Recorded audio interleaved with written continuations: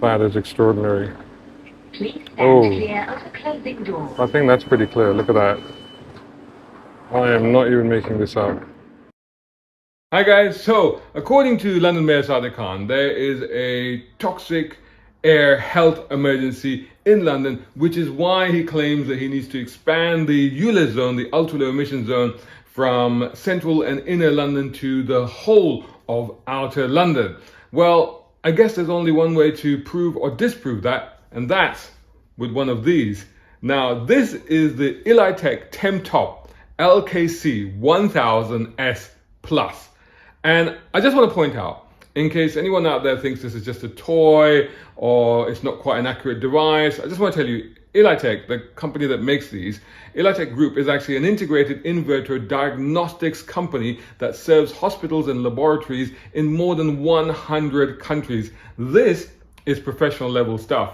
Now, entry-level models like this one costs, I think, just over £100 for one of these. Now, this basically what this does is makes all of that sophisticated electronic measuring equipment accessible and usable by unqualified amateurs like me. So that's where this is really, really handy. So in this video, the plan is to go around and measure the air quality within the ULEZ zone, and then later on also the proposed ULEZ zone, so i.e. the outer London area, to see if it actually does need the benefits of expanding ULEZ here. And then what I'll do is I'll just honestly, well, you'll see the results in pretty much as I record them. So you'll see that then and there. And I'll also explain what each of these do, and I'll do that right after this. A brown card guy.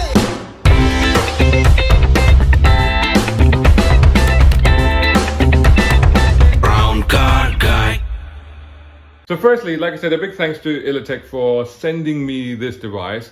And in fact, if you want one of these, you can get one, because not only have they done that, but they've also offered a 10% discount to you if you use the discount code Shazad. So when you get to the checkout bit, if you just type in Shazad, that's my name, type that in and you'll get 10% discount. And if you want this device, I've put the link for it below in the description so you can find it there. Now, I'm in my front room in my apartment, so let's switch this on. So you press the on button in the middle there, and you have to hold it down for a little bit. There you go. And as you can see, then it comes up, it's loading. Now, I've got to say that in the user manual, it did say that this thing has to run for an hour or two when it's used for the first time to get more accurate readings. So I actually did that yesterday when I got it. I just left it running for a couple of hours and then I recharged the battery. So this has actually been running, so it should now be reading more accurate figures. Now it starts up on this screen, but let's go to AQI first. So what is AQI? AQI is Air Quality Index. Now this is the basic yardstick. It runs from 0 right up to 500 and it's divided into 6 set of ranges. So up to 50 is good. So that's a good thing. That's 11 at the moment. 51 to 100 is acceptable, but there could be a risk to those who are sensitive to air pollution. Up to 150 is orange, and as you can see, it will give you an indicator down here, so it says good at the moment. Unhealthy, so orange is unhealthy for sensitive groups. Now, red is when it goes up to 200, and that's unhealthy. And you'd think that would be it, right? Red would be it, right? But no, and it actually then goes up to 300, that's purple, and that's a health alert. So that is a health alert. And finally, it'll go up to maroon. And when you go up to maroon, that's over 300, and that does in fact denote a public toxic air health emergency. So technically, that is an emergency. Now, when it comes to ULEZ, the key readings are the particulate emissions readings, right? Because that's part of what ULEZ actually measures. So when you hit this button here, PM2. It says PM2.5, but it gives you PM2.5 and PM10. Now, the particulate emissions, this is important because this is the stuff that can get into your lungs and it can get into your bloodstream. So this is like the tiny, tiny particles, metallics, and all of these other things that can do that, and that they can cause some harm. Now, the number at the bottom, and again, it gives you an indication of whether it's good or whatever. The number at the bottom is the number of particles. It says per L, so I'm guessing that's per liter. And then it gives you this, which is, I don't know, microgram per meter cubed or something like that. That's 2.6, it's showing on here, and 4.1. Now, What you need to remember for these numbers is that anything less than 12 for PM 2.5 is good, and anything less than 54 for PM 10 is good. So fortunately, like I said, there is a green indicator to tell you, but you know, these are the figures to keep in mind. Right, now there's also this one. It says HCHO. So what is HCHO? Well, that is actually formaldehyde, and that is an important carcinogen, right? And according to what I found out, anything above 0.1, so it's 0.07 it's showing, right? Anything above 0.1 is unhealthy. So as long as that doesn't go above 0.1, we're okay. That's, again, fortunately, it does give you a reading there saying healthy. And then the other one here is TVOC. So what is TVOC? TVOC is total volatile organic compounds. And that number needs to stay below 0.6. And as you can see, we're sort of halfway to that. So that's interesting. That's at 0.32, but it needs to be below 0.6 to be healthy. Now, I should just say that there's no indication of NOx, nitrogen oxide on this, but nitrogen oxide apparently reacts with volatile organic compounds to form the ground level ozone, which is the bad kind of ozone. So there is a relationship there between the TVOC number and nitrogen oxide. So that's worth keeping in mind. Right. That's all the boring stuff out of the way. The next thing to do is to get out there and put this thing to the test and see what the results are. By the way, can I just mention that I have actually now switched on channel memberships on this YouTube channel. So do go have a look, think about signing up for those. I've put the link below in the description. Your support is always much appreciated. And of course, make sure that you hit the like button on this video and share this. I think this will be quite an important one. And as I said, if you want one of these devices yourself, if you want to check my readings or whatever, you can do. There's a link below and a discount code. Right, let's do this. Brown car guy. Right, so here I am on Finchley Road. I'm between Finchley Station and Swiss Cottage, which is just up there. This is the A41, and famously this was recently, I don't know if you can make out, but there are the signs on the roads, on the tarmac itself. It was made into a 20 miles per hour zone.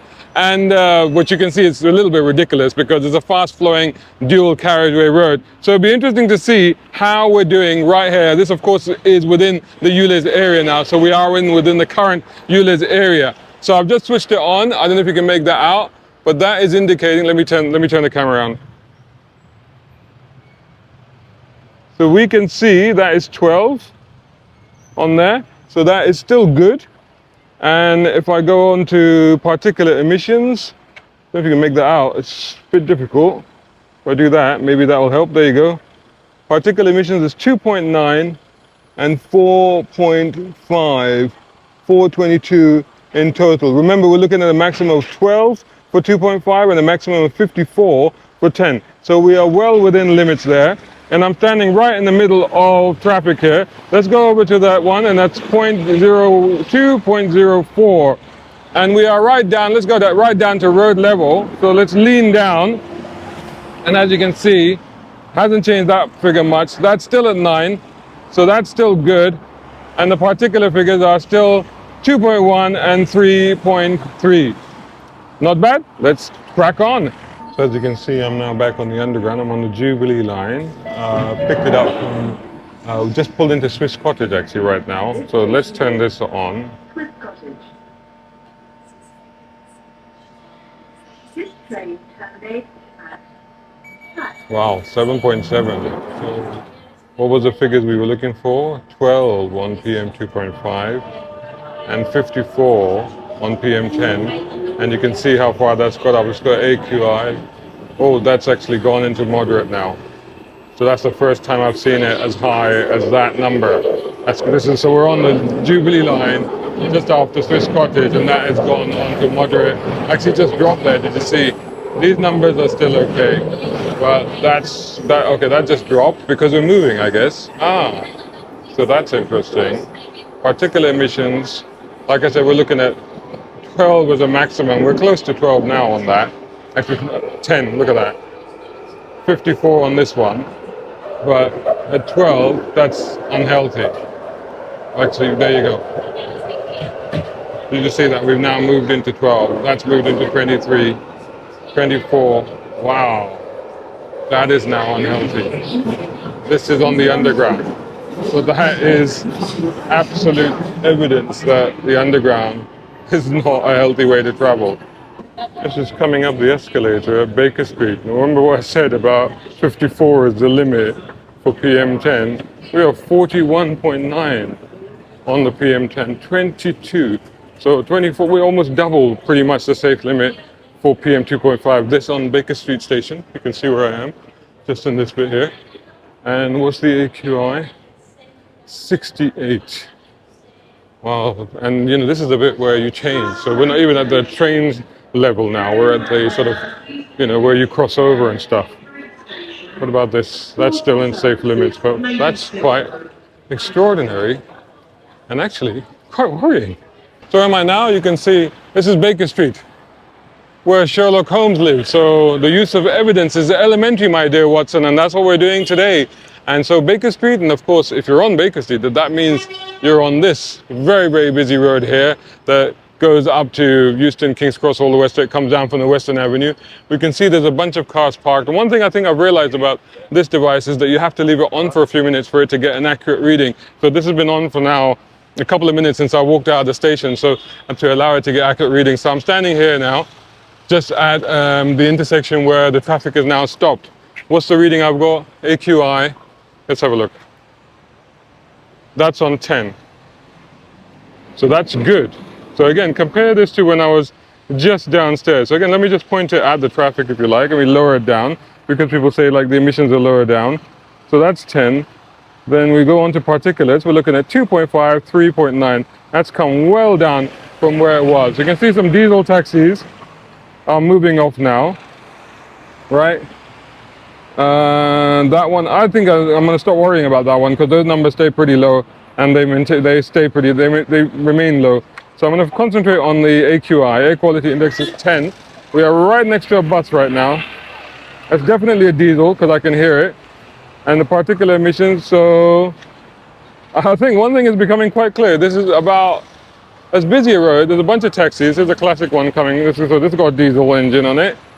And then this is a Mercedes Vito, probably also diesel. And air quality index 10, it has not moved. Now compare that to what I witnessed earlier on the underground. So I decided to stand right in the middle of this very busy road, and you can see the traffic is just flowing on both sides of me. It's still just near outside Baker Street Station. I don't know if you can make that out. That's reading 2.6 and 4.2. 2.6 for PM 2.5 and 4.1 now. In fact, it's dropping, 4.0. It's showing good, and if I go AQI, it's 10. Can you make that out? It's 10. And then the PM particulate emissions, I don't know if you can make that out, 2.3. Actually, it's just keep dropping as the traffic is flowing past. Honestly, you need air quality scientists to explain to me. I'm going to go right down at ground level because this is what they say, right? It's this level that it gets worse. No, it's still dropping. 2.1, 3.2. Wow. So as you can see, I'm on the bus now, heading towards Marble Arch. What have we got on here?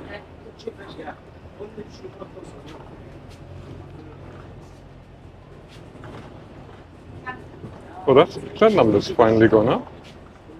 That's interesting. It's in enclosed spaces, I think that number goes up. There's organic compounds, maybe that's why. But otherwise, it's all good.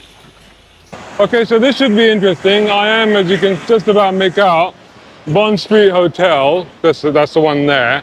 I'm just off Oxford Street, close to Bond Street Station. And one of the issues that they say regarding air quality in London is construction sites. And I am right, all that noise you can hear. There's a big old drill over there. Don't know if you can make that out. And as you can see, a lot of drilling and a lot of noise is coming from here. It's a big old construction site. So what's happened to the air quality here? Let's have a look. So that, as you can see, AQI is now on 20. We'll come as close to here as possible. That's on 20, so that's definitely gone up. And it's still showing in the good. Remember, it has to be over 50 for it to be bad. and we look at the particulates, we've got 4.8 and 7.8. It's gone down there. 4.24. It's going down actually. Why is it going down? No, it wants to go down. Despite the fact that we are right adjacent, and you can barely hear me, I'm sure, because of all of the noise. There's a drill. There's a big old. I don't know if you can make out what is going on over there. Can you see? I don't know if that's high enough to see what's going on, but big old drill, right? 6.0, 3.6. Those numbers still well within margin. Wow. So even on the construction site, outdoors, air seems to be healthy. That's what that says. Right, so now behind me you can see Oxford Circus. Circus because there used to be a roundabout. That's long since not happened. But anyway, supposedly one of the busiest intersections in London. As you can see, a line of traffic there waiting to cross this junction. So here we are, we're in the middle of it, right in the middle of it. What are we showing right now? Let's have a look. Can you make that out? That's 27, 29. It's going up a little bit, so 30. Okay, so if it gets to 50, we're in trouble. Is it going to go any higher? Let's have a look at the particulates. 7.3. Okay, that's pretty high, but you know, still within safety margin. Still showing good because that's 12. Remember, is the top number we're looking for, and 54 is the top number we're looking for at PM10. So we're 7.3, 12.6 holding, still holding. We go back to AQI. And we've got 28. It's actually dropped a little bit. I'm walking, this diesel bus is definitely running. I can hear it. So I'll walk around to the back of this bus. Still fine. Oh, it's actually dropped down now. Particulates 4.7, 7.9. Traffic is now moving. Let's drop right down to ground level. 4.6, 8.1, holding. And air quality level, 19. It's quite puzzling, isn't it? I think, what have we learned so far? I think I need another ride on the underground just to confirm what clear, seems to be a very clear conclusion. But anyway, let's do that.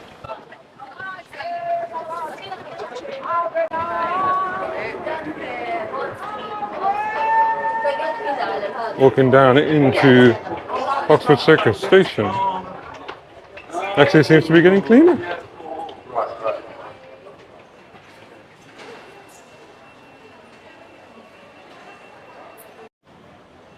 Oh my goodness. In the time that it took me to get out my card and pay for entry into the station, that went up dramatically. 89, so we're well over 50. Remember, 50 is the safety level, below 50. That's on the AQI. PMs, whoa, 29.3. Remember the safety on there is 12, and 54 is the safety for PM10. So it's fluctuating madly. Let's see how it is at platform level.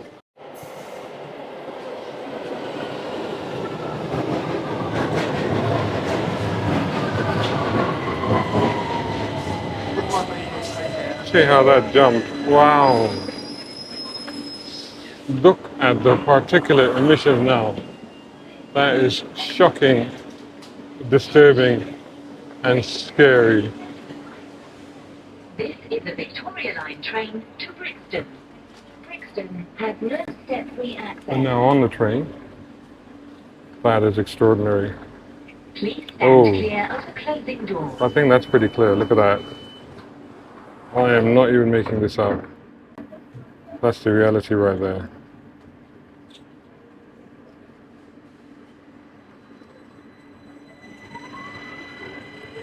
That is, the train is moving now. The window's open. Let's see if staying at unhealthy, 161.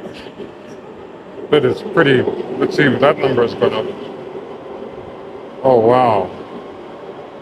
I mean, it's still well within limits, so that's fine, but these are not. That is unhealthy now. That's gone red. That is unhealthy. Oh my goodness.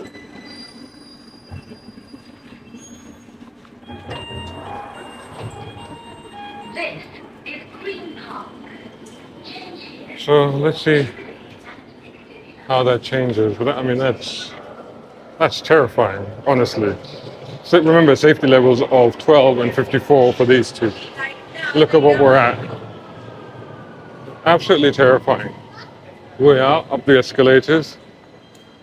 They're not dropping much. They are not drop. What's the 159? That's dropped a little bit. Still unhealthy. As you can see, we're going up the escalators. This is Green Park Station. And still very high. So it's not even on just riding the trains, but just being anywhere within the underground stations. That is not budging. Remember, this is real time. I mean, I'm hoping that you'll see that start to come down as we come to the top.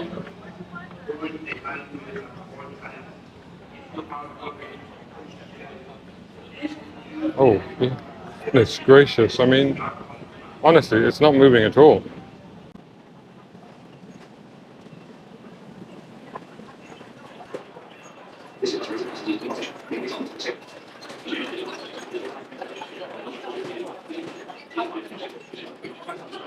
What can I say? What can I say? I mean, as soon as we start to exit the station, look how dramatically that falls. Ladies and gentlemen, I'm not making this up. It's obviously gone into green now, moderate. Still showing moderate actually, because remember the figure is 12 and 54. Now it should be green. Yeah, it's gone into good. And if we're going to, that's dropped to 40, 38, dropping fast. 33, we are out in the park. We are now in Green Park. I'll walk into the park a little bit and measure this a little bit further, but as you can see, 25. Falling fast, 19. You can't make these out, but 4.1, 6.0. So just to confirm, I've just come under a tree to get some shade, but I'm in the park, as you can see. That's how far we are from the road, so we are in Green Park, and we are now at 11. Come back down to good. Particulate emissions. Don't know if you can make that out, but that's reading 3.0, 3.1 and 5.3. 481 is the total number of particulates. That's all good. Wow.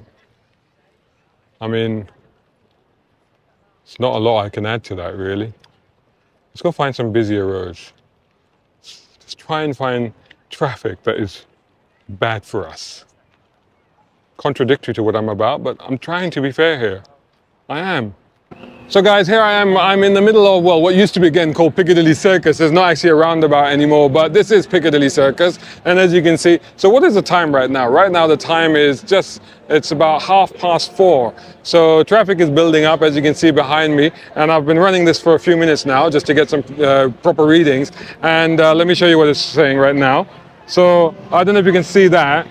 The lighting has been a real problem, but there you go. So 3.2, this is the PM 2.5, is a 3.2. You've got 5.1 for PM 10. It is obviously saying that's good. And the total number is 468 at the moment. If I go on to air quality index, and then you can see that that is 12. So again, I'm right here in the middle of Piccadilly Circus. You can see all the cars and the traffic flooding past me. There's the buses and all the rest of it. This place is always packed, and I have not been able to show that the air outside. Now, to be fair, this is all in the ULEZ zone, right? So I guess fundamentally that's the debate, isn't it? That ULEZ helps clean the air. Although, to be honest, like a lot of the traffic that I've seen has been diesel cars, diesel vans, diesel buses, diesel taxis, some electric vehicles, quite a few electric vehicles, I would say. Not like dominating the road traffic, if you like, but a fair few. But then most of them, like, there's still a lot of these old diesel taxis, as you can see, are still running.